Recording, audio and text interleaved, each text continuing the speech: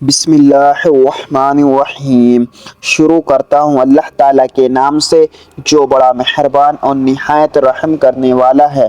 السلام علیکم ورحمۃ اللہ وبرکاتہ۔ حدیث رسول اللہ صلی اللہ علیہ وسلم نے ارشاد فرمایا، اللہ تعالیٰ اس شخص کے چہرے کو تر و تازہ رکھے جس نے میری حدیث کو سنا، اسے یاد کیا اور اس کی حفاظت کی اور اسے آگے بیان کیا۔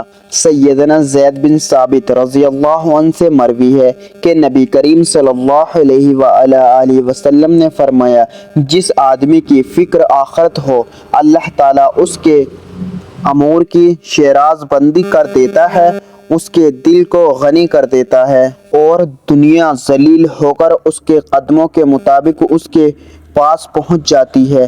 لیکن جس آدمی کا رنج و غم دنیا ہی دنیا ہو، اللہ تعالیٰ اس پر اس کے معاملات کو منتشر کر دیتا ہے، اس کی فقیری اور محتاجی کو اس کی آنکھوں کے درمیان رکھ دیتا ہے اور اسے دنیا سے بھی وہی کچھ ملتا ہے جو اس کے مقدر میں لکھا جا چکا ہوتا ہے۔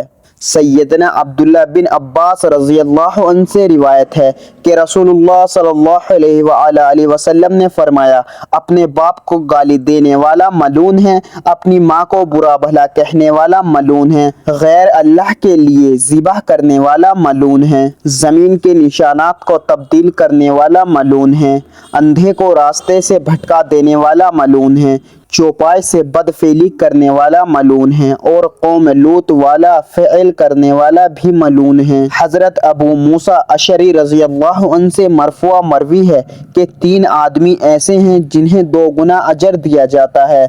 وہ شخص جس کی کوئی لونڈی تھی، اس نے اسے اچھی طرح سکھایا اور اچھی تربیت دی، پھر اسے آزاد کر کے اس سے شادی کر لی۔ دوسرا وہ غلام جس نے اپنے رب اور اپنے مالکوں کا حق ادا کیا، اور وہ شخص جو اپنی کتاب اور محمد صلی اللہ علیہ وسلم پر ایمان لایا۔ رسول اللہ صلی اللہ علیہ وسلم نے ارشاد فرمایا، آباد رہے وہ شخص جو میری حدیث سنے اور دوسروں تک پہنچائے۔ اللہ تعالی ہم سب کو کہنے سننے سے زیادہ عمل کرنے کی توفیق عطا فرمائے، آمین۔